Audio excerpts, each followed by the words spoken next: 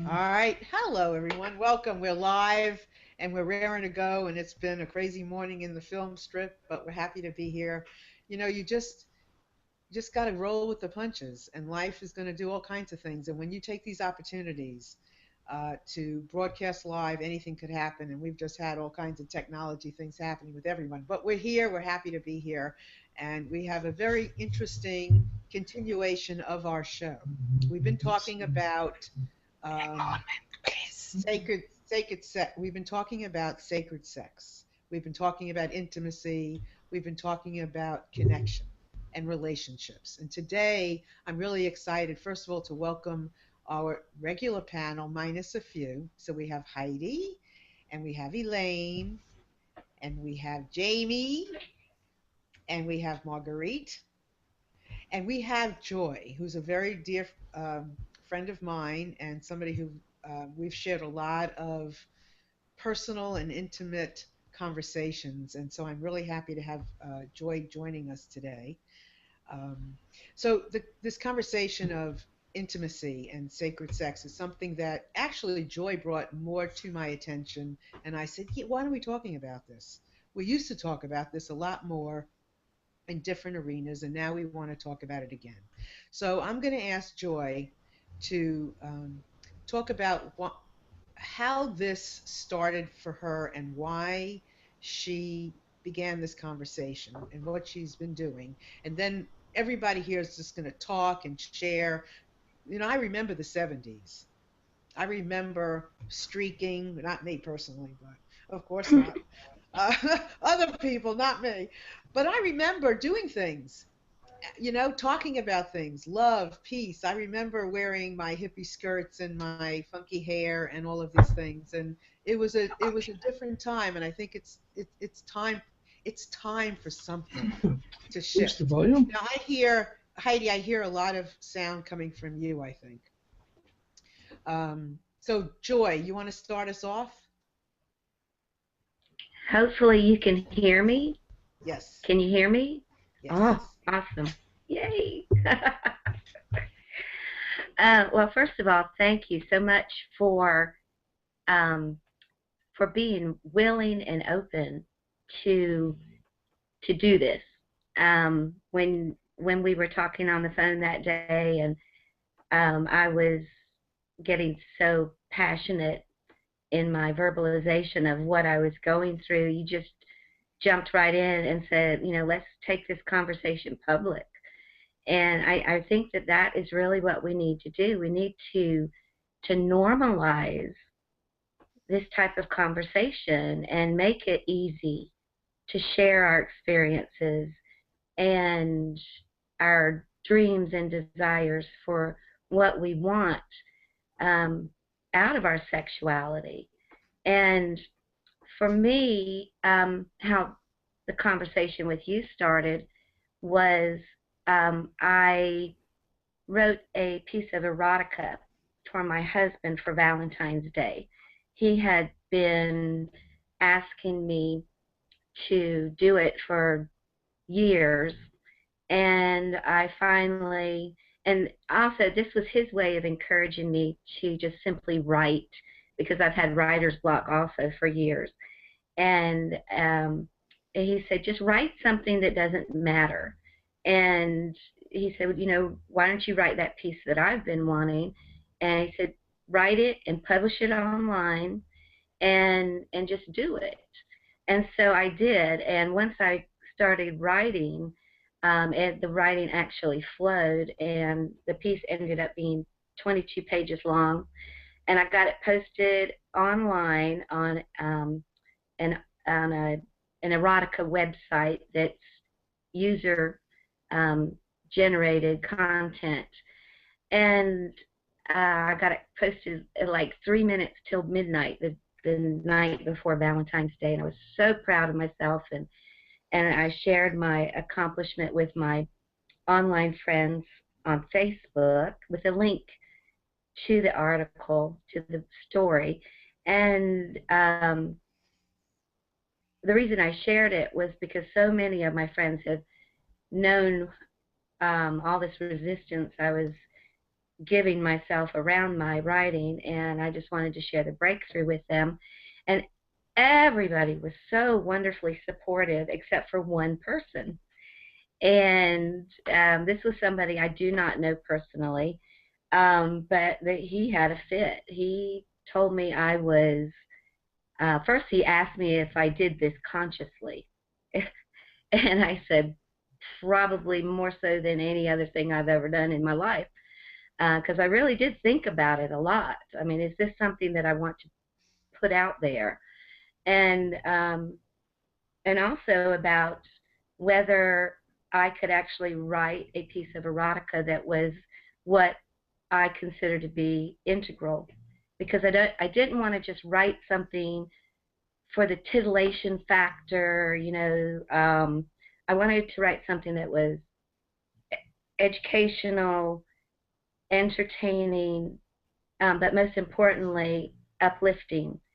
And I don't know if I achieved those things, but that was my intent. And also to do something for my husband that he had requested, and that no one else could do for him. Um, Joy, let me interrupt so, you a minute. Joy, let me yes, interrupt you a minute. So, yes. talk some about how you explored erotica. So then, I'd love to hear the comments from our panel as well about their, based on some of what you share. So, talk specifics. Okay. Well, the piece that I wrote really um, was a combination of my imagination, my own experience in sexuality, um, the knowledge that I've learned over the years, and um, I have a particularly rich history of um, in my own sexual experience, uh, probably due to the fact that for many, many years I was bipolar, and my sexuality was really involved in a lot of that energy. That it seems like, from what I've come to know about myself since my healing, is that so much of my energy, my life force energy, was blocked, in the lower chakras, and really that was uh, a way of releasing it. Besides all the psychological stuff that I had stored up over a lifetime. Um, I was raised Southern Baptist, and it was, you received two instructions. Don't do it until you get married, and don't do it until you get married. You know, but no real instruction about sexuality, and certainly not the esoteric or occult um, teachings of what our sexual energy can actually do to and for us. And so when I wrote this piece, um, kind of all of that went into it. And what I tried to portray was a woman who is is going through an awakening, although she doesn't know it, of her sexuality, and how when we're not aware of these powers and what their effects on us can be, how it can really go wrong, but then how it can also really go right. So then just give us okay, so just give us like define that erotica. What is that? What is that? How did you use, just a little bit. Just give us like, Hmm. this is what it is. Well, for me, it is particularly in writing erotica. It's a combination of everything that I am. It pulls everything into the arena of relating everything to my sexuality, I guess. And really, it's such an everyday thing, you know, So our like sexuality. how are you with it every day? Like what is it to you every day to be erotic? What does that mean?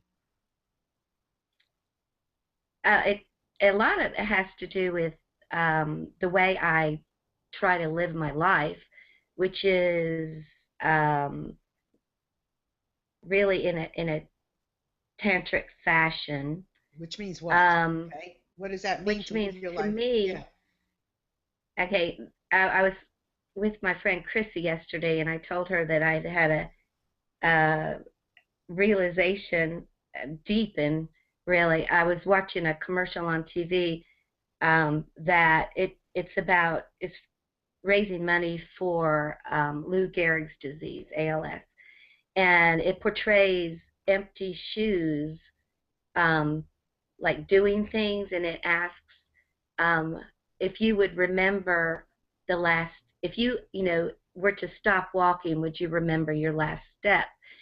And I told Chrissy, I said, that is exactly what Tantra is to me, is every experience, every person you meet, everything, treating it and viewing it as and experiencing it as if it is your last time, but So also your how do first you time. Okay, so how if you and I met on the street, how would I experience your Mm-hmm. tantra?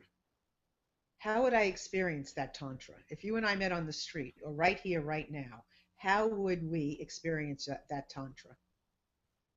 Hopefully, you would feel the love Okay. that I am without all of the masks and veils and everything. 2 weeks ago, when this conversation was started, I can't remember who was talking about it, but they were talking about presence. You know, just being present, naked. You know, not literally naked, but emotionally, spiritually, mentally naked and open, without walls, without resistance, Okay. All right. So hold totally on. Okay. accepting. Okay. So hold on. Let me go to Marguerite first and hold on with that. So Marguerite, you hear where the conversation is going. Do you Yes, have a question or do you have a comment to make? I have a comment actually, Okay. because as a practitioner of Eastern philosophy and stuff like that, we come across something it's called tantric practice. But I think that the tantric practice that it's practiced in the Buddhist tradition is not the same meaning as in the Western countries, because the tantric practice is about flowing your energy in the body and not necessarily involving exactly just the sexual parts. And if you can have an awareness in your body, and I love what you said there, Joy, about that you could heal your part of your bipolarity with moving energy from one side of the body to the other side of the body. That's amazing. What an amazing news that is. But it's sort of the sexual things in the West is sequestered. It's sequestered. It's separated. And you know, all our parts, I'm feeling very passionate about this because all our parts are valuable. All our organs, all our senses are valuable. But if we shut down a part of ourselves, that is a outrageous crime on our being. And so if we organize and learn from, like, right off the bat when we grow up, that we can allow these energies, that is phenomenal. So I think that erotica is something that can remedy that sequestering that we have been indoctrinated with in the West. Because in the East, the energies needs to move in the different channels, and sometimes there's pleasure there, sometimes not, but it's not the outcome of the practice. The practice is to actually be aware and be aware of the moment and being aware of exactly what's going on in the body so that you can be healthy. So that's, yeah, I'm not going to rant on for longer, but does that help?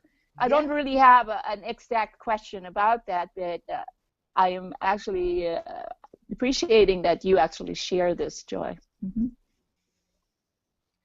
Well, it's been I mean, Joy is remarkable. I mean, just she's a story unto herself. So I want to paint pictures of what this looks like. I know we can talk about it in all kinds of philosophical, energetic, profound ways, but I also want to make it as concrete as possible along the way so that anybody tuning into this from wherever they are can really get a picture of what this looks like, what it feels like, what it looks like, how does it look in our everyday life. So I'm going to go to Jamie, but Joy, did you have anything to comment from what Marguerite said? No, I just loved it. Okay. Okay, good. I knew you would. All right. Hold on. Jamie. Yeah, some really good points. I love your description, Joy, of erotica and how it functions in your life. And Margarita, I think that's a really, really good point, what you were saying. And I would just like to kind of continue that thread about how Tantra, the original purpose of Tantra was simply to harness your sexual energy in order to unite with God and to experience divine consciousness. That was the basic, stripped down to the very basics. That's what Tantra really originally was. And as Margarita said, it doesn't necessarily mean sexual intercourse, but it's using the sexual energy to experience divine consciousness. Today, as Margarita was saying in the West, I mean, I don't want to repeat this, but I just want to take this a little step further, that now people use the idea of Tantra in different ways. And I think that has a positive effect because, as Margarita was saying, that in this sort of modern Western society, a lot of people have very screwed up ideas about sex and sexual intimacy. And it's very sad because that's resulted in dysfunctional human beings, that we've separated our sexual organs from kind of spirituality and stuff like that. And there are all sorts of emotional problems or neurotic problems that have resulted from our upbringing, from religious doctrine, from our parents and so on, that have kind of sort of twisted the natural energy that we have of sexual desire and sexual feeling. And Tantra now in the West can be looked at as a way of healing those dysfunctionalities about sexual energy and a way of arriving at a complete integrated human being, which is a much more healthy state. So it's in the monastery, as when I was a monk, we used to talk a lot about this with the visitors who would come. And obviously as monks we were not having sex but we were in tune with our sexual energy, and we were using that sexual energy in ways, very creative and productive ways. But we could relate to sexual energy, and we were able to teach people, like couples who were engaged in sexual intimacy, teach them how to use their sexual energy in their relationships, how to use that to enrich their relationships, enrich the love that they have, and enrich the intimacy that they have. And it's very much about Tantra within the context of a loving relationship. It's very much about managing and respecting the powerful energy that you have in your body, because it's a very powerful energy, and you do have to respect it. You have to use it with reverence and with respect, not just dissipate it as if it had no value, because that's kind of like abusing it then, and that can lead to dysfunctional aspects of a relationship. So it's very important in the context of a loving relationship. You tune into that sexual energy, and you use it with love and respect, and you can use that to enhance the intimacy and the general well-being of your own personal being and the relationship that you're in. So in using that energy, Jamie, what is it? I mean, is it the way you, I mean, practically, is it the way you walk through the street? Is it the way you hold your head? Is it the way you use your hands? Is it the way you flow through life? Is that it? Yeah, well, that's right. I mean, I think, if you're engaged in sexual intercourse or a sexual relationship with someone, well, I think it depends also on your age, or it also depends on how long you've been in a relationship. Be careful But, there. well, I don't mean your age. I mean, honestly, Marilyn, for me, age has no meaning, I honestly. know. I know. But I think, for example, when I think back to when I was a young man in my relationships, I was at it like rabbits, and it was, I mean, you can still be at it like rabbits at whatever age you are. But the thing is if you actually learn to control your the point that you arrive at orgasm, if you can control that and prolong it, and not just kind of let it go just in any moment when you fancy it. You prolong it, and it actually intensifies, and it becomes much more pleasurable, and you're able also to give your partner more attention and more love so that they feel more complete. So it's about kind of almost like conserving, but not conserving, but it's like using it carefully, that energy and orgasm, not just having an orgasm whenever you want. I mean, it depends for different individuals because our bodies function in different ways. Some people can have orgasms very rapidly and quickly, and other people need a bit more time. But if you can just prolong that a little bit, you can intensify the experience and enrich your sexual intimacy. Mm-hmm. It's And kind of like living in a state of foreplay. yeah, exactly.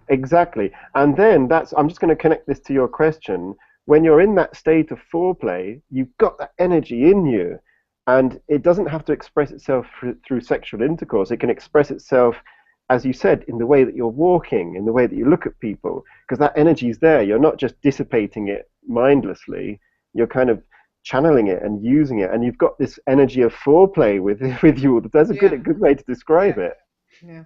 Yeah. It's like walking around with a smile. Yes, It's absolutely. walking around with a smile And a twinkle in your and eye. a twinkle. All right, hold on. I want to ask Heidi and Mark to enter into the conversation now. You ready? Oh, you bet. Sure. Okay, go for it. Yeah. Well, I'm surely I'm relating to a lot of what Jamie has said, his experience as a man, and looking back on my history, I realized that I was raised in a very typical way, absolutely ignorant of sex, just find out about it somehow or other, and it was mostly other, and just not having any real understanding of what was going on with my body, and and maybe just the exact opposite of what Margarita said. It wasn't a matter of suppressing sexuality. It was a matter of suppressing anything so I could be sexual, because sexuality ruled my life as an adolescent and as a young man. I didn't know what to do with the rest of my body. It didn't count because all of my repressed energies had only one sort of socially acceptable, so to speak, expression, and that was through my genitals. And so my idea of sex was very limited. It was strictly genital sex, and there was some foreplay, but that's just to get somebody going, that was all. And this went on for a couple decades until finally I got to the point where this was not very satisfying, but I didn't know what else to do. My penis told me, stop. I'm not going to go in there anymore. This is no fun. This doesn't work. I went through menopause, if you will, and so but I thought that was failure on my part. It was actually a body wisdom being spoken to me, that this was not the way to go. And it took about 15 years to recover from that and find a kind of sexuality that had room for other relationship, other ways of relating to people, other ways of feeling my own body, other pleasures that I could have just for the sake of the pleasures, not as a prelude to anything, So it's a real growing experience, and I'm so fortunate to have had a partner here who has been very, very helpful and patient, and also a real beneficiary of all this change too, And I could talk about Tantra too, but that's the real thrust of my own experience. I have come to a relationship beyond my wildest dreams, because as a younger man, I could not have projected this as any kind of dream. But I have sex, frequently, wonderful, and it's just great. I could not have predicted this, But without this urge, which you are talking about, without this, it has to be, and it has to be in a certain way, and it is completely different. And you were talking about orgasm, Jamie. We came to the understanding that this is really not very much needed, Really all the rest, the encounter is so much nicer instead of trying to get somewhere. When my whole life, I sort of thought I need to satisfy my partner by arriving quickly to an orgasm. It was such a stress. So finally, I can leave all that behind. There's no stress in bed anymore, and that is wonderful. Heidi. How does it feel as a woman to be loved? It feels wonderful. To be loved like this. It is so different. I don't feel a sex object anymore, which I felt before. Or when you get older and people begin to say your body is too blah blah, this is just not interesting anymore. Everybody is beautiful, and I find his body beautiful. I find my body beautiful, which I never did when it still was, It's just a different way of relating to oneself and to the other. And it has maybe to do with age, but it has also to do, we were talking about Tantra, with this Neo-Tantra. We were reading some books about it and got more awareness about these things. I had it actually read about 10 years ago, 15 years ago, when I was looking for a partner with whom I could practice that. Because with the normal sex I had in my life, I really, no, I thought, I don't want that anymore. Better without than with that. It'd be so interesting. It'd be so interesting to see how this conversation continues, how we could even teach our children how to love from this way. I mean, it would save so much of what's going on in the world if our children could learn to just love, period. So I want to say Gail just came on, so hi Gail.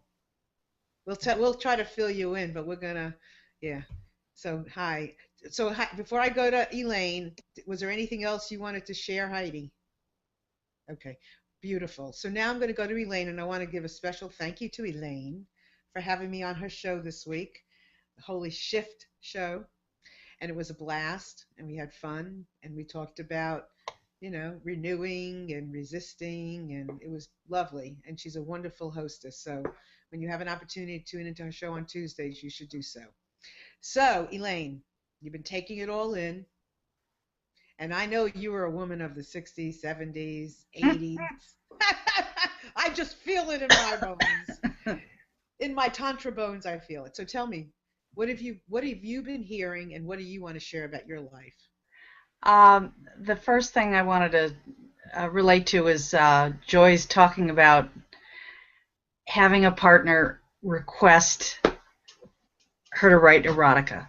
How wonderful it is when you have a partner who can at least ask, and how wonderful it is when they give you the space to respond in your own way, in your own time. What a beautiful gift that is. And then my second thought is this whole thing about erotica being much more available to the public. I mean, you can go online, you can watch porn, you can find erotica. You know, if you want to write erotica, you can go online and you can cultivate that curiosity.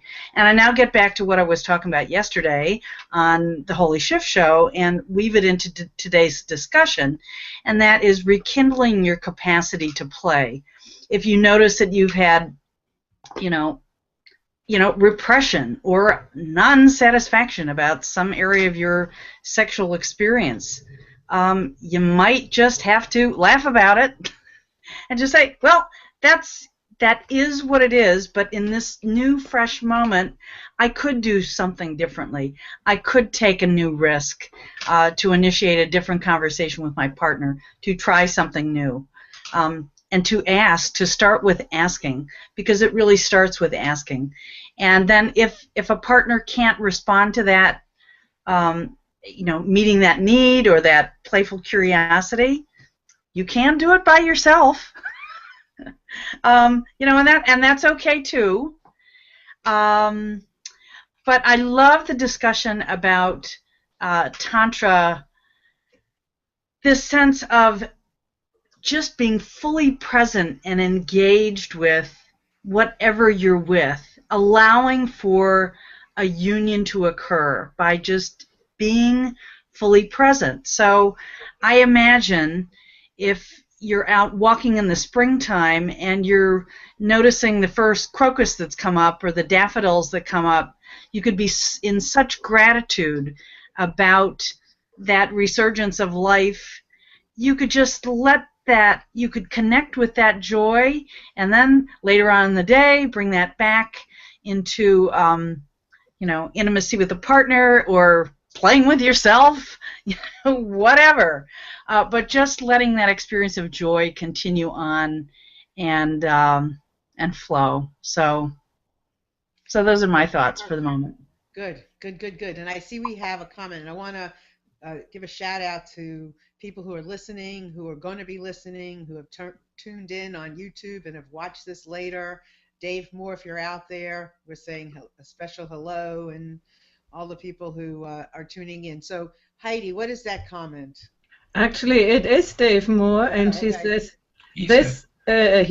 this is why men have it so hard these days. We have to sleep with so many women over the years to gain this understanding. Well, and the women that are sleeping with the men, like me or anybody else that have been young and growing up, yeah, that's exactly right. And it's interesting that he said that, because I was sitting here listening to Elaine, and I was wondering, do we have to go through that to get to this? Did we have to go through that? And one of the things Elaine was saying about, doing it ourselves, it is about ourselves. And I had a word that came to, a definition that came to me after our last talk about this, and it was the true definition of intercourse. And it just hit me. Gail, this is a perfect time for you to come in. And I loved what Elaine said, because it is about play. It is about taking a different look at life. So Gail, I know you've missed some of the conversation, but this would be a perfect, because we haven't said this yet, this would be a perfect time for you to come in. And what do you think? What is the true definition of intercourse?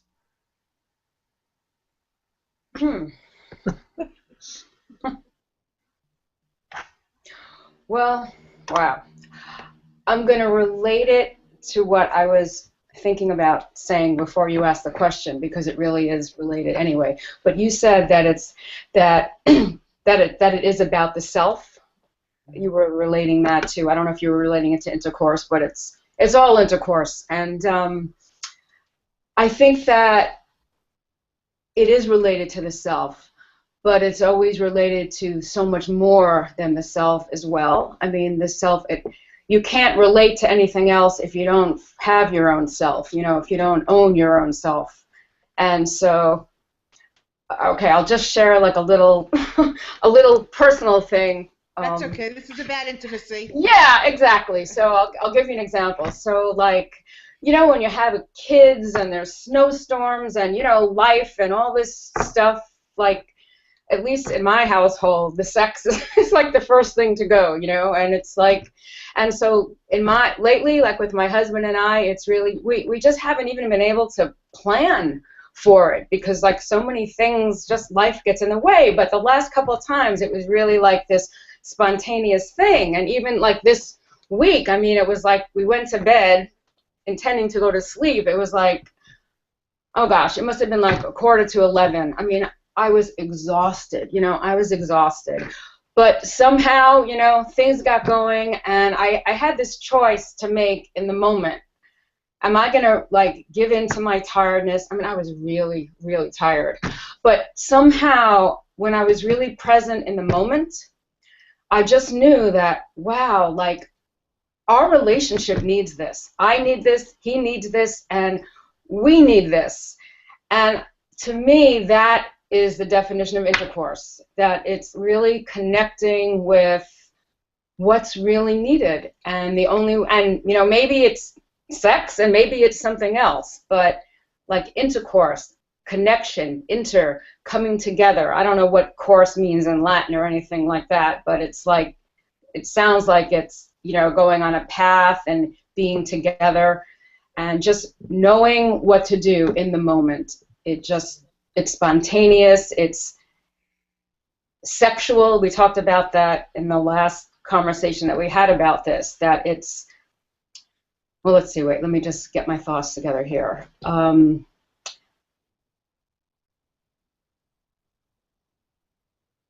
I think I'll just stop now. Okay. Well, yeah, and it's about that spontaneity of things, but at the same time, we don't have to wait for sex. I mean, that's where we've put a lot of it in that one container. We don't have to wait for sex. I don't have to, I mean, and thinking about these shows is changing my life because I'm thinking more of the hug and the kiss and the rubbing up close and the, you know, the kind of giggle things. I went to do yoga last night, and the yoga teacher came over to me and she said that one of the other teachers was talking about how cute my husband and I were. Because I mean, I guess we are cute. We show up for the class together usually, and we're, you know, our mats are next to each other, and we might, you know, give each other a little kiss because he's coming in from work, I'm coming in from work. And I didn't know people even noticed. But people notice us, all of us. They feel the energy and the love and that spontaneity, Gail, that you had with your husband. They feel the emotion and the connection that Mark and Heidi have. They feel the play and that intimacy that Elaine walks around with for connection. They feel what Jamie spiritually has lived and his whole beingness, and Joy. Oh my God, Joy's cured herself of bipolar from touching upon the idea of love and understanding what that meant when it went through her body, and how many people can be healed or at least know that healing is possible because of all this conversation. People feel it. I was shocked. So you're all doing phenomenal. And Marguerite, hello, welcome back. Joy, what are you thinking? Can you hear me? All right. Hopefully she'll come. Are you back? No. Jane, I don't know. Are you back? Okay, I'm here. I'm here. Can you hear me? Yeah. What are you thinking Okay. about? Yeah, Well, where we are. Well, first I want to give a shout out to Mark Davenport. I have just now realized that he is one of my shopmates from Ken Wilber's course. Is that no. you participate? No? Oh my God. Anyway, Here we go again. I was thinking, that he took the course with me, and is in the group. But if that's not you, I'm mistaken. Yeah, I'm really But checking. Joy, hold on. Is that you, what's Mark? Yeah, that's me. Mm-hmm. that? Is that you, Mark? Okay. Awesome. I love it. I Yeah, love it. that's I have gained so much from your wisdom and your participation in the group. It cool. is an awesome group. But what I wanted to, what comes to my mind is that, and it has to do with integral theory, is my husband and I were actually separated for 9.5 years while I went through the rest of my breakdown and then breakthrough and then healing and growing up, which I'm still doing. And we've been back together for a little over 4 years now. So we've got this unique vehicle, really, to explore and experience for the rest of our lives. We have like the before, and then we have the after, and it's been such a journey because before, our sexual relationship was really very lower chakra centered. The the basic reproduction, and just the sensations, and none of it. I don't think, I don't even know if mine ever got up to my heart area when it had to come, when it came to sex. So then when we got back together, I was really interested in, and we went for a whole year after we got back together and did not have sex. I wanted us to get to know each other without that added ingredient. And so when we did come together sexually again, I wanted it to be sacred, to be holy. And so although he's not into any of this at all, he is just a happy camper in his own When you say, explain way. what you mean And by he's not happy about this at all. I mean, he's not into this at all. Explain what you're talking about. he is not interested in spirituality, metaphysics, and that kind of stuff. He is, although, interested in me.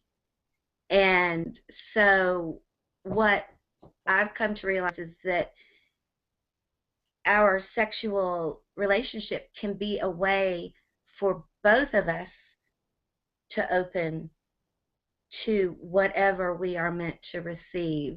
And so when we came back together, I really tried to at least elevate my own experience of our sexuality, or my sexuality, and share that with him. But what I found was that I was focusing solely on the light, the holiness, the divinity of it, and I was ignoring my humanity. I was doing away with the lower chakras, actually, which took all the fire out of it. So what I'm doing now is really trying to integrate all of me, including all that yummy lower sacral and sex chakra stuff, root chakra stuff, and because all of it is holy. Like you and I, Marilyn, were talking on the phone, a 3-minute, wham bam thank you ma'am can be just as holy as an 8-hour session of just being together and breathing together and, you know, all this other yummy, you know, sexual practice stuff. It's intention, it's motivation, it's, again, really embracing every bit of us, all of our wrinkles, warts, smells, you know. And I wanted to read this it's a paragraph from a book that I'm beta reading for one of my friends. This is the fourth book in a series that she has written. And in this book, particular book, she gets really into her own experience of awakening. And this explains, it states it perfectly. She says, and now here was the sensation of the cells with light moving like little flowing rivers or rivulets that exploded, but more, this overwhelming sense awoke in me of the holiness of a mere touch, the trace of a touch on the skin. So holy is it, this body we live in, its true sensual capacity, the deep sacredness such as the cells can potentially feel, the particles of light meeting light, the flowers, the trees, the music, the utter sensuality of the merest encounter, the touch. How sacred it is to touch. And this is written by Margaret Harrell, who is an amazing, amazing woman. And I've learned so much from her, but it really, it can all boil down to that, you know, how we go about anything, even just the merest touch can be sacred. And it just depends on if we intend it that way. Okay. All right, so just hold on, Joy. I want to just finish that one thought, and then I want to ask it, get to Jamie, because I can see that he has something to say. But what was your can you is that the final thought on that? I don't want to interrupt you too much. Final thought. I'm complete. On that one. All right, perfect. Yes. So, okay, so Jamie, I know you've been gathering and listening, and I still want to say that and I want to go to you, but I want to say quickly that the definition that I came up with for intercourse is exactly what we're talking about, is this blossoming of ourselves. It's an intercourse. It's a course going inside. That is the not true, but a definition that I came up with about intercourse. In order to talk what we're talking, do what we're doing, coming of age, as Joy said, you know, integrating our chakras and all of our PowerPoints, it's an intercourse. Jamie? Yeah, well, yeah, amazing conversation. I just wanted to make two comments really to kind of continue what everyone else is saying, particularly what Gail was saying about how, you know, I think, Gail, what you described is a very typical scenario for so many people, I think. I mean, I'm not married, but I know from my brothers, they have similar kind of stories to tell me, and the thing about you know, sex is such an important part of any relationship, and sometimes a good night of hot sex can do wonders for the challenges of a relationship. And as you said, it's difficult to plan, and sometimes you can't plan it. And I mean, sometimes you can try to plan it. Obviously, it depends what your schedule is, but I think, as you discovered, as you experienced, the spontaneous appearance of that moment is what's magical, isn't it? And as you said, for that to be spontaneous, you do have to be really in the present. You have to be really rooted in the present, and you have to be very comfortable with yourself. As you said, it originates from yourself. The love for others originates from love for self. So you have to be really happy with who you are, living in the present moment. Even when you're really tired, like you say, you can still get that spontaneous burst of excitement and energy that can just transform the moment. And I also just wanted to comment on, just related to what Joy was saying about, and this comes back really to the main topic about sacred sex, how sacred it is. And we should never forget that, especially in this kind of screwed up society that we're brought up in, that sex is sacred. And we should embrace that, not in a pornographic way, or not in a kind of dysfunctional way, but in a sacred way. I think it's in the Bible, in fact. I think it's the Old Testament, the Song of Solomon, I believe it is. I don't know if anybody's read that, but it's a very erotic piece of religious writing in the Old Testament. If anybody reads the Song of Solomon, it's basically this guy is describing the beauty of a woman and the sexual sensuality of a woman, and he describes her breasts, her curves, her body, and everything, but in a very poetic way, like the moonlight shining across the silky smooth skin of her body and stuff like that. And that's in the Bible, and it's the same you can find this very more obviously in Hinduism. A lot of the female deities are sculpted or represented in a very sexual way, very beautiful, sort of the breasts, the curves, the shape of the body, and that they are worshipped as deities, and there's nothing, they don't try to kind of hide that sensuality in religion, in the Hindu tradition. They embrace it and they understand it. And so I think it's really important to appreciate the sacredness of sex. And you can do that, as Joy said, just through simple things like touching each other. It doesn't have to be sexual, but it's sacred, and it's definitely sensual. And sensuality is a way of awakening that spiritual energy within you. You stimulate the Kundalini through sensuality. And that's how you can integrate that energy into a balanced, healthy, spiritual, emotional human being. So that's just what I wanted to add there. And I'm going to Marguerite, because I know she has been on and off, and she's got stuff there, and I know. But I just want to say, I'm Jewish, and I know that in Orthodox Jewish sacredness, Friday nights or prior to Friday, women take a special bath to get clean. And Friday night in particular is a night when Jewish women and their husbands, they have beautiful sex, and it's scheduled. It's like every Friday. And there was a wonderful book by a Jewish rabbi that I read a long time ago called Kosher Sex, which is the importance of sex, the importance of positions. It was fascinating. I loved it. It gave permission.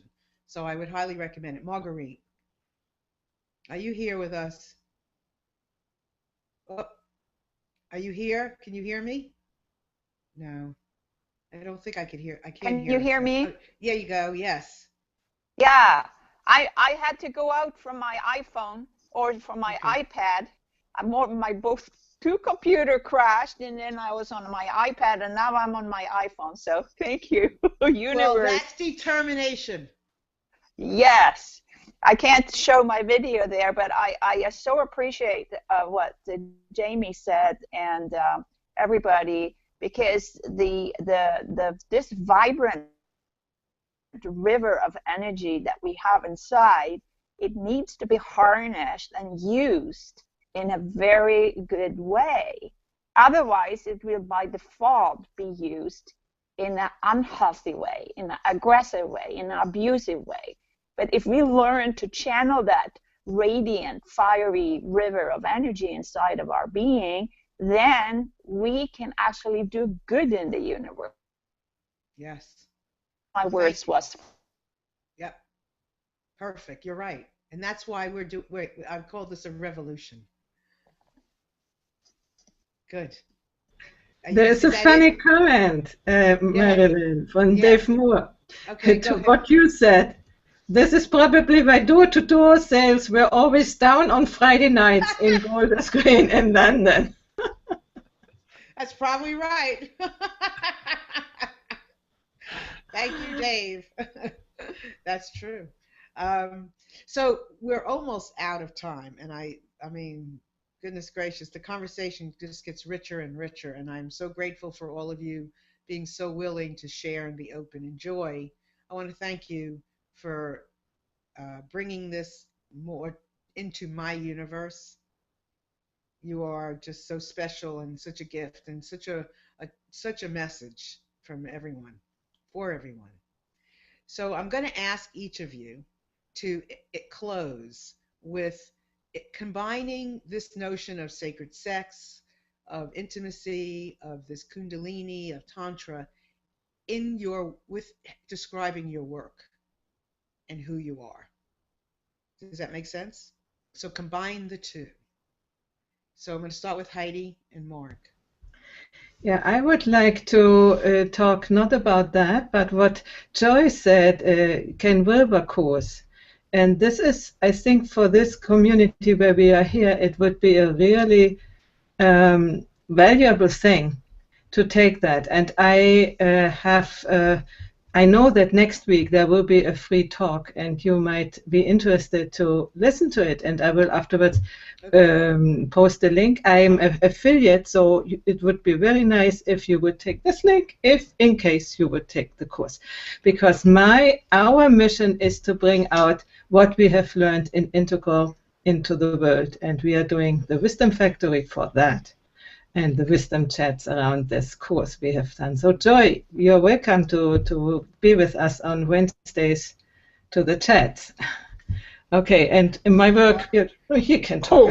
I just want to add that besides Ken Wilber, you would meet very interesting people like me and Joy. Cool. Elaine. I just want to say that I'm always surprised at what these conversations elicit for healing on so many levels, within me. Just awarenesses I've had throughout the course of the show that will enrich my relationship with my husband. Thoughts of ways to approach things that need some attention. I'll just leave it at that. And it's about remembering to play. Thank you, Elaine. Thank you so much for your bringing that up. I appreciate how you do that. Thank you. Gail? Thanks. I don't know if I'm going to give you what you asked for right now, because it was a little bit like heady for me. Oh, how am I going to I'm going to get my thinking cap on here. So don't worry. Yeah. So never mind about that. So, well, what my work is about, I'm a writer and an author, and what my writing is about, and just my being is about, and living is about, is really honoring the present moment and being present in the moment, and trusting that when I am, I'll know what's needed in the moment. I'll be guided, and I'll know what to do, whether it's make love with myself, or make love with my partner, or make love with all of you right now. However that shows up. And I don't know. I just feel very blessed that I have the ability to do that, and that I can express it in my writing, and that I can express it all here with you. I'm just very grateful. Thank you. Thank you, Gail. And I want to say, this notion that we keep talking about listening, and where we are about listening into this space of sacred sex, of intimacy, of listening for the connections, listening to what happens when you have that connection.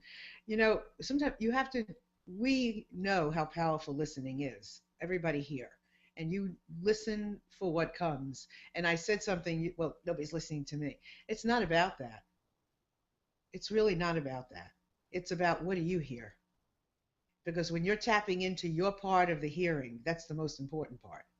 And as we get clearer and clearer and pure, and we have our direct line, we've got to honor that direct line. So I want to honor each of you for doing that. Jamie? Whatever you want. Yeah. Well, actually, this suits me very well, because the work I do is very relevant to this. as we've seen through these conversations, it's what I do in my work is, and I've been through this myself, is first to kind of guide or help people to connect with their spirituality. That's the first step. Because once you connect with that, you develop more self-confidence. Once you develop more self-confidence, you become sexy. Because that's what self-confidence is, sexy. And when you're sexy, then your partner's going to feel good. So the key connections here are connecting with your spirituality, becoming self-confident, and then tapping into that energy to enrich your relationships on every level, physical level, intimacy, emotional, spiritual, psychological. So for me, it's very relevant because it's about tapping into that energy, that spiritual energy, harnessing it, and exuding this sexy self-confidence to enrich your relationships. Perfect. Well said. And Joy, my love.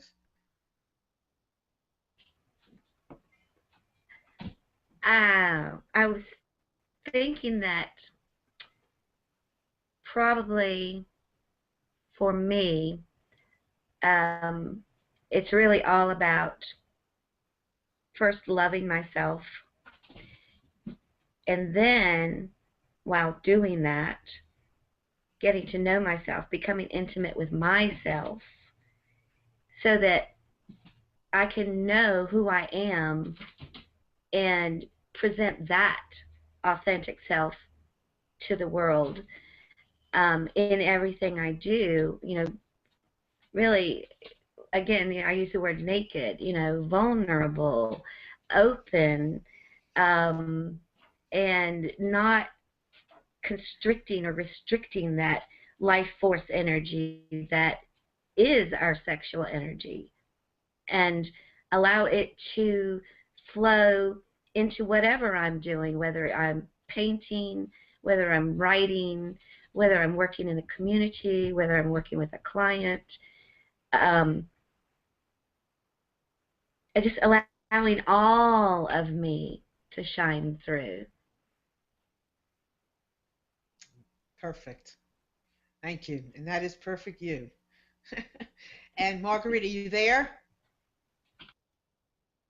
Are you there, honey?